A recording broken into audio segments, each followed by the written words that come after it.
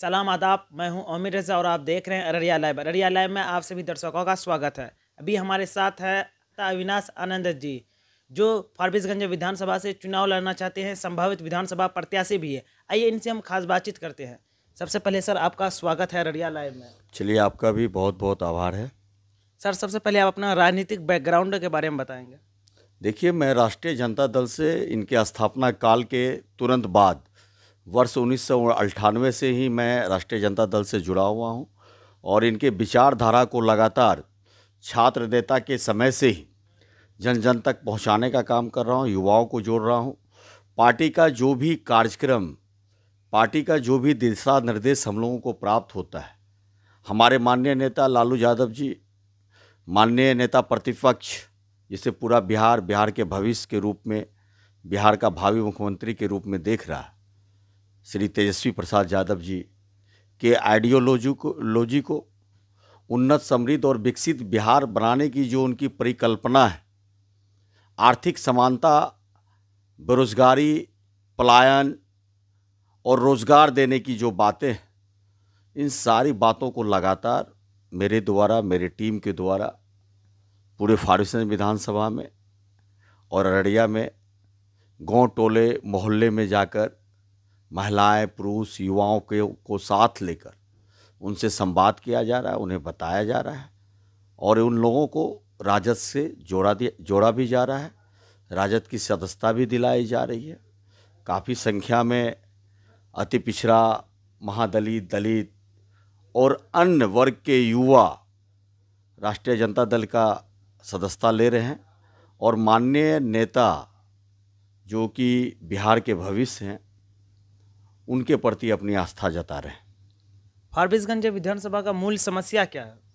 फारबिसगंज विधानसभा को जब आप देखेंगे तो ये बिल्कुल नेपाल के सीमावर्ती इलाका है। ये अंतर्राष्ट्रीय सीमा रेखा पर बसा हुआ एक तरह से विधानसभा है ये, जहाँ जब नेपाल में भारी बारिश होती है तो उस बारिश का पानी जो है, यहाँ के जो आसपास की नदियाँ हैं, वो नदियाँ जलमग्न हो जाती है और विकराल रूप ले लेती है।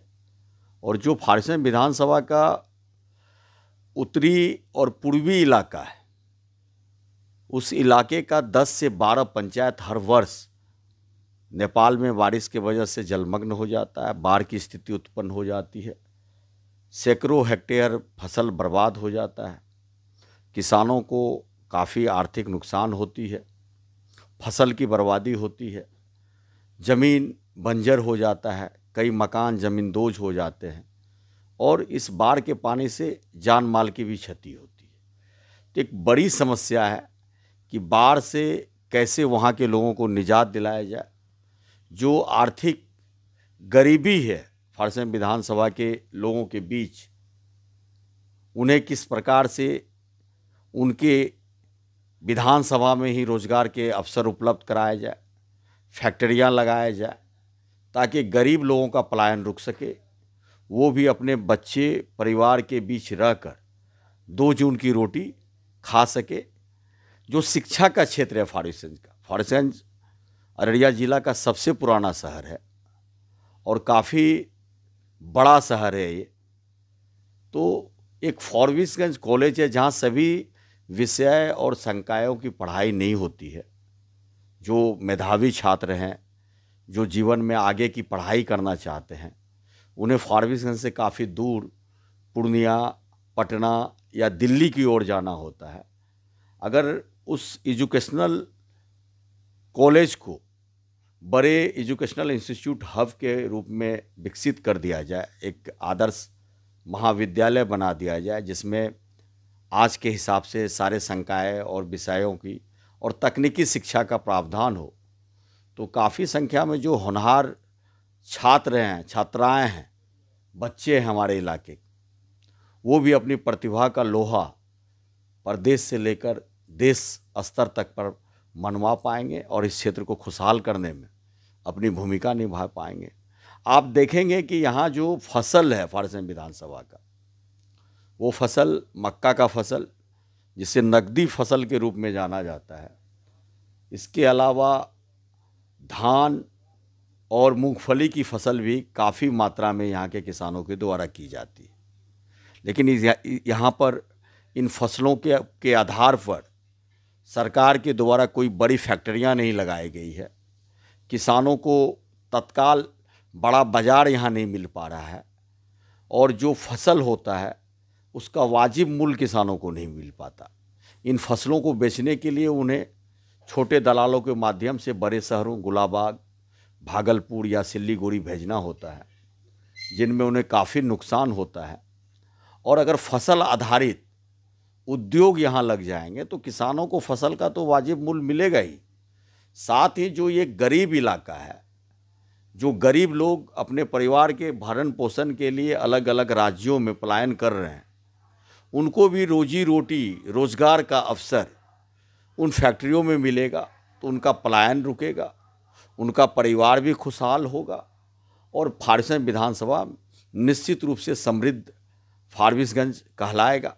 सड़कों की जो स्थिति है यहाँ पे, जो महत्वपूर्ण सड़क हैं, DB 89 डोमरा बांध सड़क, रेणुगांव गेट से लेकर गिद्धवास जाने वाली सड़क, फारबिसगंज कस्टम चौक से लेकर अम्हारा, रमै, खवासपुर होते हुए गुरमी तक जाने वाली सड़क, इसके अलावा कई ऐसे बड़ी बड़ी सड़कें हैं। उन सभी सड़कों की स्थिति काफ़ी लंबे समय तक जर्जर रही। उन सड़कों पर मजबूती से काम होना था, चौड़ीकरण होना था, चूँकि आबादी काफ़ी बढ़ रही फारबिसगंज विधानसभा की, और लोगों का यातायात का मुख्य सड़कें जो हैं यही सड़कें हैं। तो ऐसी स्थिति में इन सड़कों का चौड़ीकरण हो और एक मजबूत सड़क का निर्माण हो। जो इलाका बाढ़ग्रस्त वाला इलाका है, उन इलाकों को चिन्हित कर वहाँ हाई लेवल ब्रिज का निर्माण हो, सड़कें ऊंची बनाई जाए, ताकि बाढ़ के समय भी उन इलाके के लोग अपने घरों में, जो लोग बीमार हो जाते हैं, उन्हें अस्पताल तक ले जा सके, उन्हें बेहतर स्वास्थ्य सेवा मिल सके।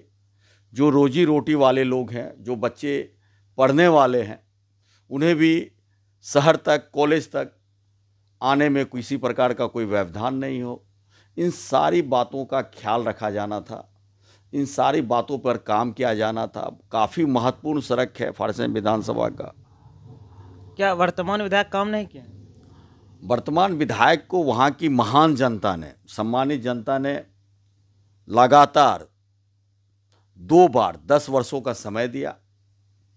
वर्तमान विधायक जनता के कसौटी पर कितना खरा उतर पाए, जनता ने जिस उम्मीद और भरोसे के साथ उन्हें फारबिसगंज का विधायक 2-2 बार लगातार बनाने का काम किया, उनके भरोसे को कितना वो जीत पाए, ये जनता बखूबी जानती है। जनता समझ चुकी है कि विकास करने वाले जो लोग हैं, हम उनका ही चुनाव करेंगे।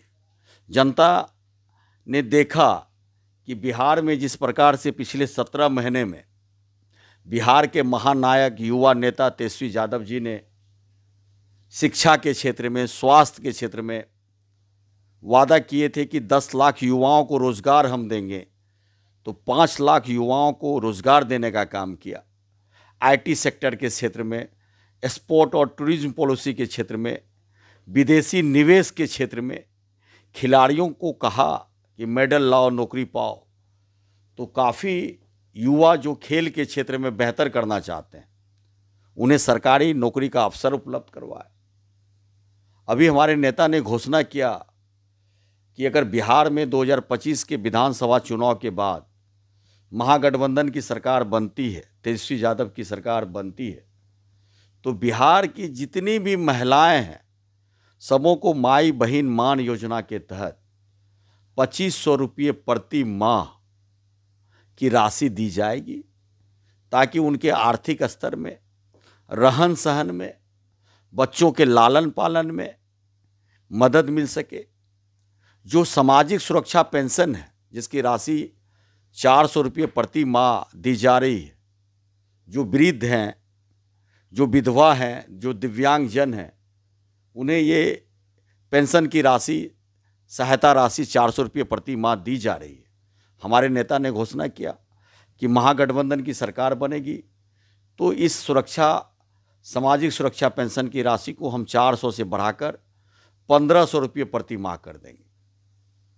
हमारे नेता ने कहा कि जो गरीब लोग हैं, गरीबी रेखा से नीचे रह रहे हैं, बिहार के लगभग सभी घरों में 200 यूनिट बिजली प्रति माह हम मुफ्त देंगे। हमारे नेता ने यह भी संकल्प लिया कि घरेलू गैस 500 रुपये प्रति सिलेंडर हम उपलब्ध करवाएंगे। सरकारी नौकरियों में डोमिसाइल नीति लागू करेंगे। हमारे नेता ने कहा कि जो लाखों युवा बेरोजगार हैं, शिक्षित हैं, जिन्हें रोजगार के अवसर नहीं मिल रहे हैं, इन सभी युवाओं को रोजगार देने का काम करेंगे। बिहार के जो संवेदक लोग हैं, जो निबंधन तो बिहार सरकार से करवाते हैं, लेकिन बड़ी परियोजनाओं को ग्लोबल टेंडर के माध्यम से किया जाता है। जो बिहार के मूल निवासी हैं, छोटे संवेदक हैं, उन संवेदकों को ऐसे निविदा से वंचित रहना पड़ता है। तो हमारे नेता ने यह भी घोषणा किया कि हमारी सरकार बनेगी तो हम ग्लोबल टेंडर पर रोक लगाएंगे। जो हमारे संवेदक हैं बिहार के, उनके बीच ही उन कामों को छोटे छोटे टुकड़ों में कर दिया जाएगा, ताकि हमारा बिहार जो है खुशहाल बन सके, उन्नत बन सके, समृद्ध और विकसित बिहार बन सके, एक युवा बिहार बन सके। और जो हमारे माननीय नेता तेजस्वी यादव जी का संकल्प है, परिकल्पना है, उस बिहार का नींव रखा जा सके और लोगों में आर्थिक समानता आ सके, उनके चेहरे पे खुशहाली आ सके। गरीब हो, मजदूर हो, किसान हो, उनके चेहरे पे मुस्कान आए। इस दिशा में हमारा नेता लगातार काम कर रहे हैं, लगातार घोषणाएं कर रहे हैं। आप देखेंगे अमूमन कि 20 से 25 साल में जो भी सरकारें रही, पिछले 20 साल से नीतीश की सरकार बिहार में है, कभी भी नीतीश जी ने चुनाव से पूर्व आम आदमी, गरीब से जुड़े हुए मुद्दों को लेकर कोई घोषणा, कोई संकल्प नहीं किया। बिहार में ये पहली बार हो रहा है। बिहार के जो सम्मान नेता हैं, जन जन के महानायक हैं, जिन्होंने अपनी कम उम्र में, अपने कम शासनकाल में 17 महीनों में अपनी प्रतिभा और बिहार को बेहतर बनाने की सोच के साथ जो काम करके उन्होंने लकीर खींचा है, जो संकल्प उन्होंने बिहार वासियों से किया है, वो निश्चित तौर पे उसे पूरा करेंगे। क्योंकि तेजस्वी यादव जो कहते हैं वो करते हैं। ये बिहार का एक एक लोग जान रहा है, युवा जान रहा है, गरीब, मजदूर, किसान जान रहा है इस बात को। तो हम लोग काफ़ी आश्वस्त हैं, इस बार बिहार में परिवर्तन होगा। अररिया जिला में भी जो 6 विधानसभा सीट है, इन सभी 6 विधानसभा सीट पर महागठबंधन चुनाव जीतने का काम करेगी। हम लोग मजबूती से दल को, महागठबंधन को मजबूत करने के लिए काम कर रहे हैं। हम लोग निश्चिंत हैं कि आने वाला समय जो होगा महागठबंधन की सरकार की होगी और युवा नेता तेजस्वी यादव के नेतृत्व में बिहार नई ऊंचाइयों को छुएगा। अगर आपको टिकट मिलता है और चुनाव जीतते हैं तो पहली प्राथमिकता क्या होगी फारबिसगंज विधानसभा वासियों के लिए? देखिए, मैं तो पार्टी का एक समान कार्य करता हूं। मैंने कहा कि पिछले 28 साल से राष्ट्रीय जनता दल के नीति, विचारधारा और लालू जी के आइडियोलॉजी के साथ अब माननीय नेता, जो युवा नेता हैं बिहार के, तेजस्वी यादव जी के संकल्पों के साथ हम खड़े हैं। पार्टी और महागठबंधन का जो भी निर्णय होगा वो हमें मान्य होगा। अगर पार्टी हम पे भरोसा जताती है तो मेरा पूरा प्रयास होगा कि इस बार फारबिसगंज विधानसभा की सीट मैं महागठबंधन की झोली में दूं, राष्ट्रीय जनता दल के झोली में दूं। जब सब कुछ ठीक रहता है, सारा कुछ ठीक होता है, तो फिर हम फारबिसगंज के लिए क्या करेंगे, कितना कुछ कर पाएंगे। फारबिसगंज को मुझे सशक्त फारबिसगंज बनाना है। फारबिसगंज को हर क्षेत्र में, कृषि के क्षेत्र में, शिक्षा के क्षेत्र में, स्वास्थ्य के क्षेत्र में, रोजगार के क्षेत्र में मुझे सशक्त करना है।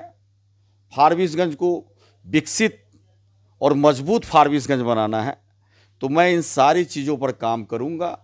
ये अभी प्रक्रियाधीन है। हमारे नेता हर पहलुओं को देख रहे हैं, एक एक विधानसभा को देख रहे हैं। वो हमारे नेता का, हमारे महागठबंधन का जो भी निर्णय होगा वो हमें मान्य होगा, और उसके बाद हम दल के साथ मजबूती से खड़े हैं, खड़े रहेंगे।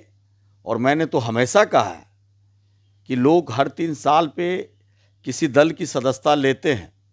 अगर आजीवन सदस्यता का कोई प्रावधान है तो वो मुझे एक बार दिलवा दिया जाए। मेरा तन मन धन राजद से जुड़ा हुआ है, राजद के विचारधारा से जुड़ा हुआ है। माननीय नेता लालू यादव, तेजस्वी यादव जी से जुड़ा हुआ है और इनके लिए समर्पित है। मेरा राजनीतिक जीवन जब तक है वो राष्ट्रीय जनता दल माननीय नेता तेजस्वी यादव जी के साथ है। आप लगातार क्षेत्र भ्रमण कर रहे हैं, अगर आपको टिकट नहीं मिलता है तो क्या आप निर्दलीय चुनाव लड़ेंगे? बिल्कुल नहीं। मैंने तो कहा कि मैं अपने नेता, अपने दल और उसके विचारधारा के साथ हूँ और हमेशा रहूँगा। मैं कर्म में विश्वास रखता हूँ। मुझे जो भी पार्टी का दिशा निर्देश मिलता है, पार्टी का जो भी कार्यक्रम होता है, उन्हें मैं लगातार अनवरत पिछले कई वर्षों से जन जन तक पहुँचा रहा हूँ। खासकर युवाओं को राष्ट्रीय जनता दल के नीति से जोड़ रहा हूँ, उन्हें राष्ट्रीय जनता दल का सदस्यता दिला रहा हूँ, उन्हें राष्ट्रीय जनता दल के सांगठनिक जो जिम्मेदारी है उन जिम्मेदारियों को उन्हें दे रहा हूँ, और उनके साथ मिलकर राष्ट्रीय जनता दल महागठबंधन को मजबूत करने की दिशा में लगातार काम कर रहा हूँ। मेरा कोई इरादा नहीं है कि अगर मुझे पार्टी टिकट दे या नहीं दे, मैं पार्टी के खिलाफ बगावत कर कर चुनाव लड़ूँ। मैं पार्टी के साथ हूँ, पार्टी के विचारधारा के साथ हूँ, महागठबंधन के साथ हूँ, अपने नेता तेजस्वी यादव जी के साथ हूँ। इसी वर्ष बिहार विधानसभा चुनाव है और राजद की किस तरह की तैयारी चल रही है? राजद पूरी तरीके से चुनावी मोड में है। पिछले 6 महीने से आप देख रहे होंगे कि हमारे नेता ने दिसंबर महीने में कार्यकर्ता दर्शन सह संवाद कार्यक्रम का आयोजन किया और लगातार सभी जिले में गए। इससे पहले उन्होंने जन विश्वास यात्रा किया। लगातार पार्टी के नेताओं के द्वारा कई कार्यक्रम आयोजित किए जा रहे हैं। अभी आने वाले मई महीने में राजद का शिविर जो है, प्रशिक्षण शिविर का भी आयोजन होना है। काफ़ी मजबूत तरीके से महागठबंधन पूरे बिहार में फारबिसगंज विधानसभा सहित अररिया जिला के सभी 6 विधानसभा पे चुनाव इस बार लड़ेगी और चुनाव जीतने का काम करेगी। बिहार की जनता जुमला राज और जंगल राज का राग अलपने वाली एनडीए सरकार, नीतीश सरकार को समझ चुकी है, जान चुकी है कि ये सरकार हिंदू मुस्लिम मंदिर मस्जिद के नाम पे चुनाव लड़ती है, राजनीति करती है। हम लोगों को इनसे कोई इत्तेफाक नहीं है। हमारा नेता, हमारा दल सभी जाति और धर्मों को लेकर साथ बढ़ रही है। बिहार की जनता जान चुकी है कि बिहार का सच्चा सपूत, सच्चा विकास पुरुष, जन जन का महानायक और इतना कम समय में बिहार की तस्वीर बदलने वाला, रोजगार को खत्म करने वाला, पलायन को रोकने वाला, शिक्षा और स्वास्थ्य के क्षेत्र में बेहतर काम करने वाला कोई और नहीं हो सकता। वो बिहार का महानायक तेजस्वी यादव जी हो सकते हैं, जिसे पूरा बिहार बिहार के भविष्य के रूप में देख रहा है, बिहार के भावी मुख्यमंत्री के रूप में देख रहा है, जिसे बिहार की जनता बिहार के मुख्यमंत्री मान चुकी है। सिर्फ चुनाव एक प्रक्रिया मात्र रह गई है। आने वाले आप समय में देखेंगे किस प्रकार से पूरे बिहार में महागठबंधन का सीट आता है और हमारे माननीय नेता बिहार के मुख्यमंत्री बनते हैं, महागठबंधन की सरकार बनती है। ये जनता ने तय किया है, ये किसी से छिपा हुआ नहीं है। आप भी देखेंगे, हम भी देखेंगे, पूरा बिहार एकजुट है, पूरा अररिया एकजुट है, पूरा फारबिसगंज विधानसभा एकजुट है। वक्फ अमेंडमेंट बिल जो अब वक्फ एक्ट बन चुका है, कानून बन चुका है, इस पर आपका और आपके पार्टी का क्या प्रतिक्रिया है? मेरी पार्टी तो हमेशा स्टैंड किया कि हम पार्टी रहे या ना रहे, हमारे नेता ने कहा, लेकिन हम वक्फ बिल के खिलाफ है और मजबूती से खिलाफ है। पूरे बिहार में जो वक्फ बिल के खिलाफ आंदोलन चल रहे हैं, जो वक्फ बिल के खिलाफ रैलियां प्रदर्शन हो रहा है, उसका राजद का समर्थन है। हमारे नेता लगातार इन चीज़ों को देख रहे हैं। भारत के अलग अलग प्रदेशों में वक्फ बिल को लेकर काफ़ी आक्रोश है। हमारे माननीय नेता, हमारे जो राष्ट्रीय प्रवक्ता हैं, उन्होंने क्या कहा कि बिल पास होना एक अलग प्रक्रिया है, लेकिन बिल रद्द भी होती है, बिल को निरस्त भी किया जाता है। तो पार्टी सशक्त रूप से लगी हुई है, पार्टी वक्फ बिल के खिलाफ है। हमारे पार्टी का, हमारे नेता का स्टैंड क्लियर है, हम वक्फ बिल के खिलाफ हैं। नीतीश कुमार के करीबी नेता मास्टर मुजाहिद, जो किशनगंज के हैं, कोचा धमन से पूर्व एमएलए भी रहे, वो बीते दिनों इस्तीफा दे दिए हैं। इस पर आपकी क्या प्रतिक्रिया है? वो नीतीश कुमार के बहुत चहेते भी थे। ये तो कल की बात है, कल मैंने भी देखा न्यूज में। देखिए, जिस प्रकार से पूरे भारत में वक्फ बिल को लेकर जो आक्रोश पनपा है, अगर जिनके अंदर कोई भी ऐसा नेता जो समाजवादी नेता हैं, समाजवादी विचारधारा से ताल्लुक़ रखते हैं और अपने कौम के हितैषी हैं, उन्हें निश्चित रूप से बिल के खिलाफ में खड़ा होना है, खड़ा होना चाहिए। अगर मास्टर मुजाहिद जी ने ये कार्य किया है, उन्होंने इस्तीफा दिया है, वो स्वागत योग्य है। इन मास्टर मुजाहिद साहब से अन्य दलों में जो नेता है, मुस्लिम नेता हैं, उन्हें सीख लेनी चाहिए। सरकार एक तरफ मुस्लिम हित की बात करती है, दूसरी तरफ वक्फ बिल जैसे चीज़ को लाकर उनके अधिकार का हनन करने का काम करती है। तो इस पे सोचने की बात है, गंभीर विषय है ये।